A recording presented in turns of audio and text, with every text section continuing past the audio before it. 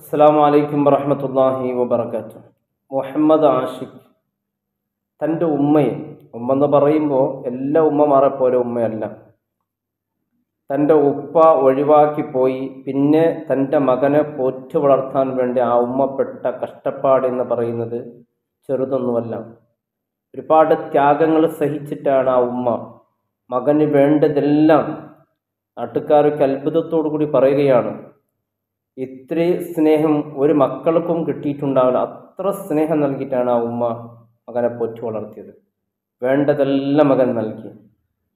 ആ മകൻ ഉമ്മയോട് ചെയ്തത്, മയ്യത്ത് പരിശോധിക്കുമ്പോൾ പോസ്റ്റ്മോർട്ടം റിപ്പോർട്ട് വന്നപ്പോൾ ഡോക്ടർ പോലും ഞെട്ടിപ്പോയി, അവർ പോലും കരഞ്ഞുപോയി. അത്രയ്ക്കും ക്രൂരമായിട്ടാണ് മകൻ ഉമ്മയെ കൊന്നത്. സുബ്ഹാനല്ലാഹ്. മകന് വേണ്ടി എന്ത് ത്യാഗം ചെയ്യാൻ സന്നദ്ധനായിരുന്നു. മകന് വേണ്ടി വണ്ടി വാങ്ങിക്കൊടുത്തു ഉമ്മ. എല്ലാം ചെയ്തു ആ ഉമ്മ. നമ്മുടെ പൊന്നുമക്കൾ ആരെങ്കിലും മക്കളെക്കുറിച്ച് എന്തെങ്കിലും ഒരു പരാതി പറയുമ്പോൾ ഉമ്മമാരൊക്കെ പറയാറുണ്ട്, എൻ്റെ മകനൊന്നും ഇങ്ങനെ ചെയ്യൂല, എൻ്റെ മകൻ അങ്ങനൊന്നും കാണിക്കൂല എന്ന്. പ്രിയമുള്ളവരെ, നമ്മുടെ മക്കളുടെ കൂട്ടുകെട്ട് മോശമായാൽ തീർച്ചയായും ഇത്തരത്തിലുള്ള അപകടം നമ്മുടെ വീട്ടിലും സംഭവിക്കും. അല്ലാഹു കാക്കട്ടെ. അവർക്കിത് ഉമ്മയാണോ ഇത് പെങ്ങളാണോ ഒന്നും അവർക്കറിയില്ല. അവർ ലഹരിയുടെ അടിമകളായിരിക്കുകയാണ്. ഈ മകന് സംഭവിച്ചത് അതാണ്. ലഹരിയുടെ അടിമയായ ഈ മകൻ വീട്ടിലേക്ക് വന്നു. ഉമ്മയെ അതിദാരുണമായി, ഡോക്ടർമാർ പോലും സങ്കടപ്പെടണമെങ്കിൽ ആ ഉമ്മയെ കൊന്ന ഒരു രീതി ഉണ്ടല്ലോ, വലിയ സങ്കടമുണ്ടാക്കി. അല്ലാഹുമാക്ക് പൊരുത്തു കൊടുക്കട്ടെ. ആ ഉമ്മ ആ മകന് നൽകിയ സ്നേഹം, എൻ്റെ മകൻ നന്നാകുമെന്ന് പറഞ്ഞ് മകനിക്ക് വേണ്ട എല്ലാ കാര്യങ്ങളും ചെയ്തു കൊടുത്ത്. ഒരുപാട് ഉമ്മമാരുണ്ട് പൊന്നുമക്കളെക്കുറിച്ച് എന്തെങ്കിലും പരാതി പറയുമ്പോൾ ആ പരാതി പറഞ്ഞവരെ അധിക്ഷേപിക്കുന്നവർ. അവസാനം അന്യപുരുഷൻ്റെ കൂടെ ഓടിപ്പോയതിൻ്റെ ശേഷമാണ് വിവരങ്ങളും നാട്ടുകാർ അറിഞ്ഞ് പിന്നെ പുറത്തിറങ്ങാൻ പറ്റാത്ത എത്ര ഉപ്പമാർ, ഇമാം ജമാഅത്തിന് കൃത്യമായവർ, മക്കളുടെ നാണം കേടുകൊണ്ട് പുറത്തിറങ്ങാൻ പറ്റാത്ത വീട്ടിൽ കഴിയുന്ന ആളുകൾ.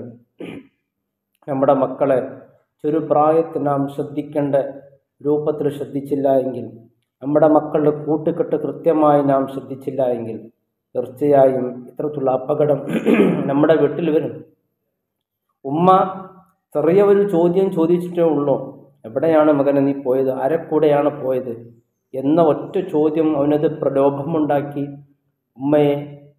ഡോക്ടർ പറയുകയാണ് 20-ലധികം വെട്ടുകളാണ് തലയിലും കഴുത്തിനും തനിക്ക് തോന്നിയ രീതിയിൽ വെട്ടി. അതും ഉമ്മ രോഗിയാണ്, മാരകമായ ക്യാൻസറിൻ്റെ രോഗാവസ്ഥയിൽ ഉമ്മ വിശ്രമത്തിൽ കിടക്കുന്ന സമയത്തിലാണ് ആ ഉമ്മയോട് ഏറ്റവും കൂടുതൽ ദയം കാണിക്കേണ്ട, അമ്മയോട് ഏറ്റവും കൂടുതൽ കരുണ കാണിക്കേണ്ട ഒരു സമയത്തിലാണ് ഈ മകൻ ഉമ്മയോട് ചെയ്തത്.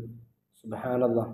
ഉമ്മയുടെ കാലിൻ്റെ അടിയിൽ സ്വർഗമാണെന്നും ഉമ്മയുടെ മുഖം നോക്കൽ ഒരു ഇബാദത്താണെന്നും ഉമ്മാൻ്റെ നെറ്റിത്തടത്തൊരു ഉമ്മ കൊടുത്താൽ അവനക്ക് നരകം ഹറാമാണെന്നും പഠിച്ച അതിൻ്റെ അനുയായികളായ മദ്രസയിൽ പഠിച്ച പൊന്നുമക്കളുടെ അവസ്ഥ ഇങ്ങനെയാണ്. അല്ലാഹു കാത്ത് രക്ഷിക്കട്ടെ.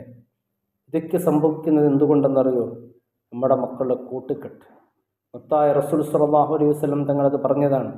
മക്കളുടെ കൂട്ടുകെട്ട് മോശമായാൽ തീർച്ചയായും ആ മക്കൾ മോശമാകും. എന്നും നമ്മുടെ മക്കൾക്ക് നമ്മുടെ പ്രാർത്ഥന വേണം. അള്ളാഹു നമ്മുടെ മക്കളെ സ്വാലിഹീങ്ങളും മുഹ്റമീങ്ങളാക്കട്ടെ. തീർച്ചയായും നാം വിചാരിക്കുന്ന പോലെയല്ല നമ്മുടെ മുമ്പിൽ അവർ നന്നായി ഇങ്ങനെ പെരുമാറും. അവരിത്തരത്തിലുള്ള മോശമായ കൂട്ടുകെട്ടിൽ അവർ എത്തിപ്പെട്ടത് നാം അറിയുകയില്ല. പിന്നെ അവസാനം ഈ ഒരു അവസ്ഥയിലേക്ക് എത്തുമ്പോഴാണ് പല മാതാപിതാക്കൾ തിരിച്ചറിയുന്നത്. അപ്പോൾ എല്ലാം നഷ്ടപ്പെട്ടിട്ടുണ്ടാകും. എത്ര ഗുരുതരമാണ്. ആ ഉമ്മാക്ക് ഒരു വെട്ടല്ല, വീണ്ടും 20-ലേറെ വെട്ടുകൊടുത്തു എന്ന് പറയുമ്പോൾ എത്ര ക്രൂര മനസ്സിൻ്റെ ഉടമയായിരിക്കും. ആ ഉമ്മയുടെ ജീവൻ്റെ ജീവനായിരുന്നു. ഏകമകനാണ്. ആണും പെണ്ണുമായിട്ട് ആ ഉമ്മാക്കുണ്ടായിരുന്നത് ഏകമകനായിരുന്നു. അല്ലാഹുവേ, ഉമ്മാക്ക് നീ പൊരുത്തു കൊടുക്കുക റഹ്മാനെ. ജന്നാത്തുൽ ഫിർദൗസ് എന്ന് ഒരുമിച്ച് കൂട്ടണേ അല്ലാഹ്. നമ്മുടെ എല്ലാവരുടെ പൊന്നു മക്കളെ നീ സ്വാലിഹീങ്ങളും ഉഖ്റമീങ്ങളാക്കണേ അല്ലാഹ്. അസ്സലാമു അലൈക്കും വറഹ്മത്തുള്ളാഹി വബറകാതുഹു.